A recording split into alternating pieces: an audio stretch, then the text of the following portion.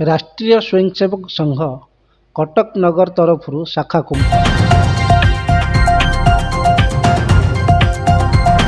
राष्ट्रीय स्वयंसेवक संघर शताब्दी वर्षरे संघ कार्यर विस्तार दृष्टि कटक नगर में चलुवा शाखा गुड़ी को नहीं कटक बालीजात्रा पड़िया एक शाखा कुंभ अनुष्ठित हो जाइछि। एथिरे कटक नगर 67 बसती 80 शाखा जोग देइथिले। एथिरे 1000 ऊर्ध्व स्वयंसेवक एकत्रित होई 1 घंटा शाखा कार्यर प्रदर्शन करथिले। एही शाखा गुड़िकरे समाजर विभिन्न वर्गर यथा हाईस्कूल विद्यार्थी, महाविद्यालय विद्यार्थी, शिक्षक, अध्यापक, डाक्तर, वकील, श्रमिक, व्यवसायी आदि जोग देइथिले। सेमानंक मध्यरे 12 वर्षରୁ आरंभ करी 75 वर्ष बयस पर्यंत स्वयंसेवक माने भाग नहीं।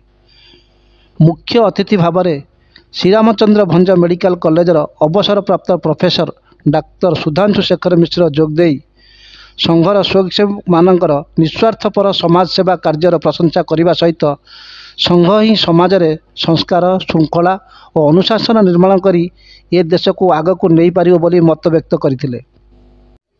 मुख्य वक्ता भाव में राष्ट्रीय स्वयंसेवक संघर क्षेत्र कार्यवाह अवसर प्राप्त अध्यापक श्रीजुक्त दुर्गा प्रसाद साहू जोगदे कही 1925 मसीह डॉक्टर केशव बलिराम हेडगेवार द्वारा आरंभ होइतिबा राष्ट्रीय स्वयंसेवक संघ एक बृहत्तम सामाजिक सांस्कृतिक आंदोलन रूपे 99 वर्ष धरी कार्य करी गत विजयादशमी ठारू 100 वर्ष पदार्पण करिछि एवं शताब्दी अवसर में संघ समाजव्यापी विस्तार लाभ करने सहित समाज परिवर्तन पर अनेक कार्य हाथ को नहीं।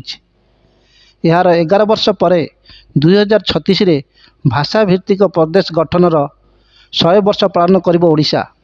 परवर्ती 11 वर्ष पर 2047 रे स्वाधीनतार शताब्दी वर्ष पालन हेब। यही अमृत काल विकसित ओडिशा, विकसित भारत निर्माण द्वारा सशक्त भारत, समर्थ भारत, विश्व में शांति पाई संघर स्वयंसेवक अधिक समय दे कार्य करने को आह्वान देते। आम मानक पुरुषार्थ आधार में भारत विश्वगुरु हेब। यही कार्यक्रम में कटक विभाग संघचालक श्रीजुक्त गौतम महाराणा, जिला संघचालक श्रीजुक्त विपिन बिहार राउत उपस्थित थिले। उक्त कार्यक्रम में नगर संघचालक श्रीजुक्त अरुण कुमार पति सभापतित्व करथिले। यही कार्यक्रम को नगर कार्यवाह श्रीजुक्त पूर्णचंद्र साहू, सहनगर कार्यवाह श्रीजुक्त कुष्ठचंद्र साहू, शारीरिक प्रमुख श्रीजुक्त चित्तरंजन महांती एवं बौद्धिक प्रमुख जजाति केशरी राउतराय परिचालना करथिले। राष्ट्र मोर जागिछि उदय भानु गैर करंगे, राष्ट्र मोर जागिछि। 1925 मसीह आज पर्यंत 99 वर्ष धरी संघ सामाजिक और सांस्कृतिक क्षेत्र एक आंदोलन भाव में सारा देश में छिड़ा होइछि एवं एबे 100 वर्ष रे पदार्पण करिछि। यह 100 वर्ष अवसर में संघर विचार समाजव्यापी हो, प्रत्येक वर्गर व्यक्ति माने संघ कार्य सहित जोड़ी हुंतु एवं संघ माध्यम रे व्यक्ति निर्माण सहित समाज परिवर्तन हो एवं समाज रे विश्वगुरु भारत हो, ई प्रकार एक आभिमुख्य नहीं संघर ये आयोजन होइछि। आज कौन कार्य कटक नगर रे 67 स्थान रे आमर 80टा शाखा चलुची।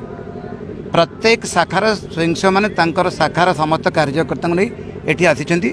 जो दैनंदिन जो गोटे घंटिकिया कार्यक्रम करती से कार्यक्रम एक प्रदर्शन चलिवो एवं परे मुख्य अतिथि एवं मुख्य वक्ता ठारू एक संदेश नहीं जीवे पुणी संघ कार्य को आहरी विस्तार करने उद्यम करेंगे।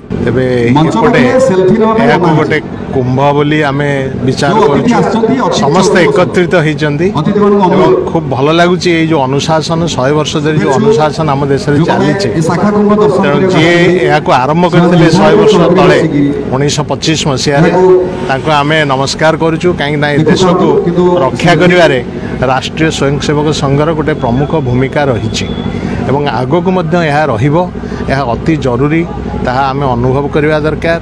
बर्तमान जहाँ आमर परिवर्तन देश भितर देश बाहर आम देखुचु ताको किभली भाव में आमे ताको अनुशीलन करवा एवं आमर देश को रक्षा करने आमर जाति धर्म को रक्षा करने आम कौन करिपरिबा ତାହା ଆମେ ବିଚାର କରିବା ଏହା ବହୁତ ଆବଶ୍ୟକ ବର୍ତ୍ତମାନ ସମୟରେ ଯୁବପିଢ଼ିକୁ ବିଶେଷ କରି ବର୍ତ୍ତମାନ ଆର୍ଏସ୍ଏସ୍ର ବିଚାରଧାରା କେମିତି ଆଣିବାକୁ ପଡ଼ିବ ତାଙ୍କୁ କେମିତି ପୁଣି ପରିବର୍ତ୍ତନ କରିବାକୁ ପଡ଼ିବ?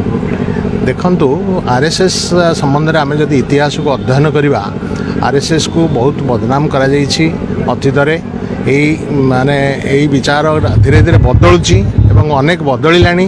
ବର୍ତ୍ତମାନ ଆଉ ସେ ଦୃଷ୍ଟିରେ ଆର୍ଏସ୍ଏସ୍କୁ କେହି ଦେଖୁନାହାନ୍ତି, କିନ୍ତୁ ଅତୀତରେ କିଛି ଲୋକ ଆମରି ଭିତରର ଲୋକ ଆମକୁ ବଦନାମ କରିବା ପାଇଁ ଚେଷ୍ଟା କରିଛନ୍ତି। ଦେଖନ୍ତୁ ମୁଁ କହିବି ଏଇଠି ଯେ ଆମ ଭିତରେ ଥିବା ଶତ୍ରୁମାନଙ୍କୁ ଆମେ ଚିହ୍ନିବା ଦରକାର। ମନେ କରନ୍ତୁ ଯେ ପୃଥ୍ୱୀରାଜ ଏବଂ ଜୟଚନ୍ଦ୍ରଙ୍କ କଥା, ଆଜି ଯଦି ପୃଥ୍ୱୀରାଜ ଚୌହାନ ଯୁଦ୍ଧରେ ହାରି ନଥାନ୍ତେ ଭାରତର ଇତିହାସ ଅନ୍ୟ କିଛି ଗୋଟେ ହେଇଥାନ୍ତା। ଆଜି ଏଭଳି ହେଇନଥାନ୍ତା, ଆମେ ଏଇଭଳି ଭାବରେ ଇଂରେଜମାନଙ୍କ ଦ୍ୱାରା ବା ମୁସଲମାନମାନଙ୍କ ଦ୍ୱାରା ଶାସିତ ହୋଇନଥାନ୍ତେ, ଏଭଳି ଇତିହାସ ହେଇନଥାନ୍ତା।